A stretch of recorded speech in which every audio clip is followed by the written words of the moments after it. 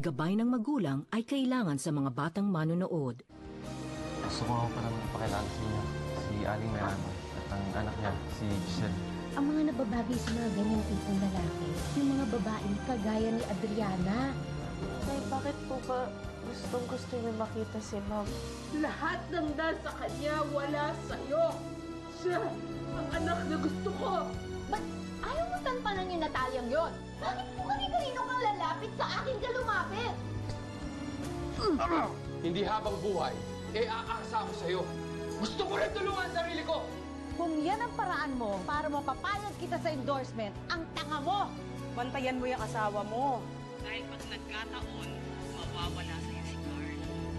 Kung ganyan ang modus ni Arman, hindi ka binigyan din niya ng indecent proposal si Paulina? Anong nangyari dun sa offer mong deal? Sigurado magiging #1 ang clinic mo. Sweetheart, I did my best. Hindi ko dapat lang siya talunin. Kung inaakala niya, nasusuko na lang ako basta-basta, Dapat malampaso ko siya. nagkakamali siya. Let's drink to our success. Makikipag-celebrate ako sa kanila. Wala ba si Paulina? Wala ko sana akong bibigay sa kanya. Bibigyan ko sila ng party na hindi nila makakalimutan. It's Natalia, I presume busy ka sa newest endorser. Siguro naman, you have the courage to face me. Kaya Makita tayo sa El Pino Gardens, 4 p.m. today. Natalia Herrera, ano ba talaga connection mo sa buhay namin ni Paulina? Kailangan kong malaman ang lahat.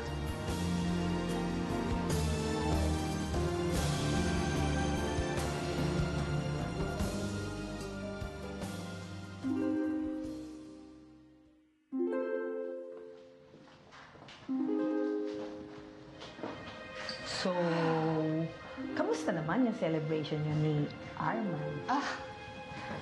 Very, very, very good, Brittany.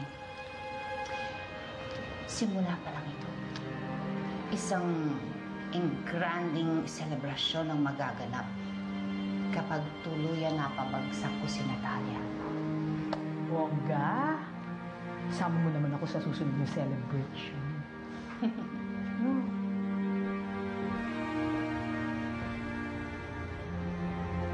Salamat nga pala sa pagtulong mo kay Lola. Wala yun. Hirap din pala ng walang pamilya, no? Pag nagkasakit ka, wala nang mag-aalaga sa'yo. Mabuti lang ako kasama ka si nanay. Alam mo, kahit wala pa yung nanay mo, lagi naman akong nandito para sa'yo eh. Tutulungan kita sa lahat ng bagay. Salamat, Calvin, ha? Napakabuti mong kaibigan. Alam mo, minsan naiisip ko, what if meron lang kaya akong sariling kondo? Nakakatuwa siguro yan. Hey, nakikinig ka ba? What?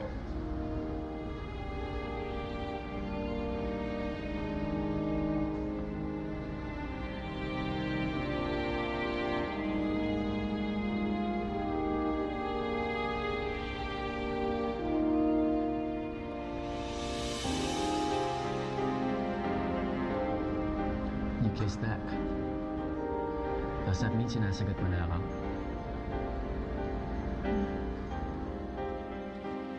Kanino galing to? Sabi ni Heidi, dala daw yan ni Carl kanina. Sweet naman.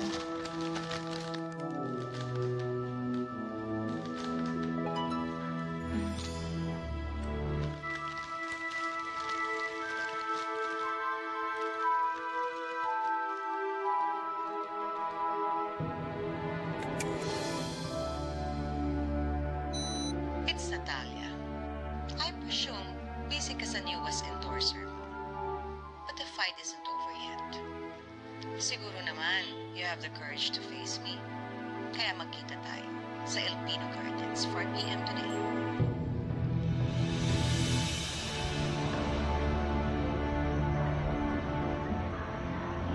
Ayos ka na ba?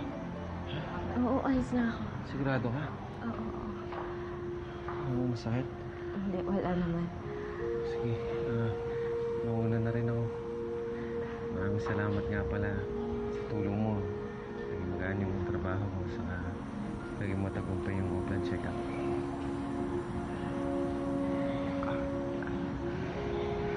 Salamat ulit. Mauna na ako. Sige, mag-iingat ka. Salamat.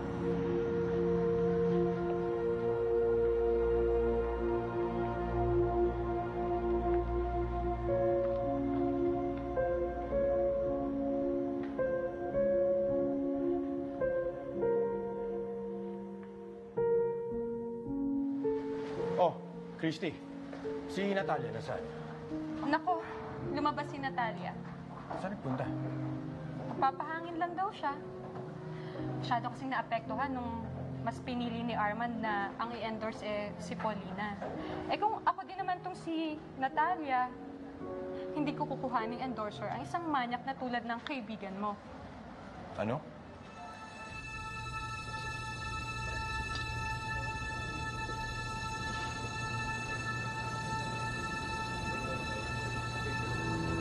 Natalia?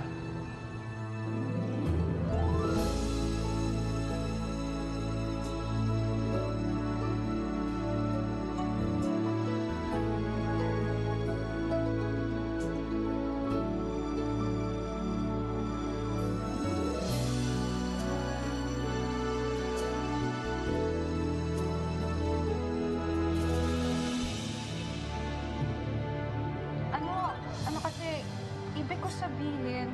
Ano? Sabihin mo nga yung gusto mong sabihin. Ano ba yun? Kasi naman, magagalit sa akin si Natalia nito Ano kasi? Ano nga? Ito kasing kaibigan mo si Doc Armand, binigyan ng indecent proposal si Natalia. Syempre nagalit si Natalia. Kaya ayun, mas piniling i-endorse si Paulina.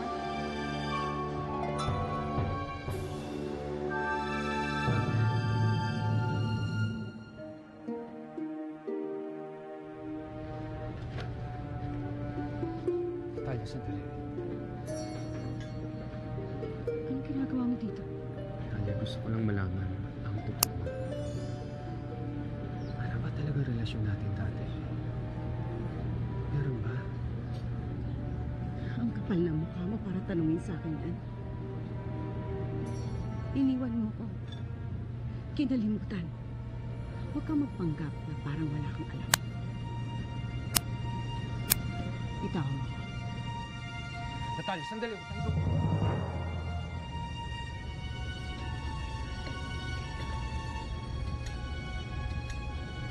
Anong ginagawa mo dito, Carl?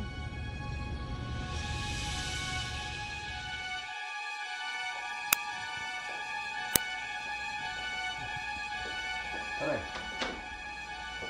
Isa.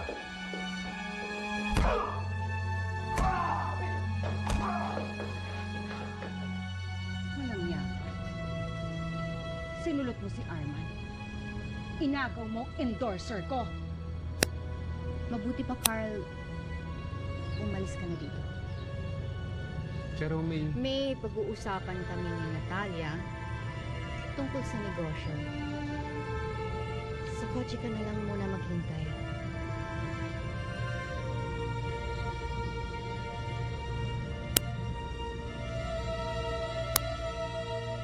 Wala kang isang salita. masyado mong pinapersonal, pare. Trabaho lang ang habol ko. Trabaho? Kaya pala, ang asawa ko tinatrabaho mo! Hindi dito na natapos ang kaululan mo. Hindi dito na natapos! Sinulot ko si Arman. Kaya gusto mong gumanti. Gusto mong ahasin ang asawa ko. Ikaw ang ahas. Binebenta mo ang katawan mo kay Arman. Doktor-doktoran, tindera ng laman. At bakit ko naman gagawin yun? Sa ganda kong ito, sobrang busog na siya. Kung busog na siya, bakit siya nagpunta dito? Bakit siya nakipagkita sa akin? Aminin mo na lang, Natalia. Isa kang talunan. Kailanman, hindi magiging talunan ang isang Herrera. At hindi din magiging isang talunan ang isang Marciano dahil ako ang asawa. Ako ang pinakasalan. Ilusyonada ka. Ikaw ang ilusyonada. Bakit nagpunta ang asawa mo? Bakit nakipagkita siya sa akin? Dahil siguro, sawang-sawa na siya sa isang retokadong katulad mo. Naghahanap na siya. Sige, subukan mo.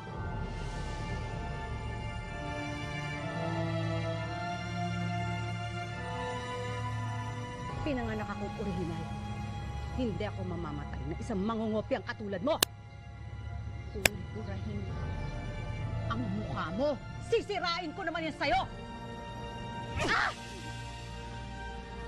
Ano? Masakit ba? Masakit? Ah! Pero hindi kasing sakit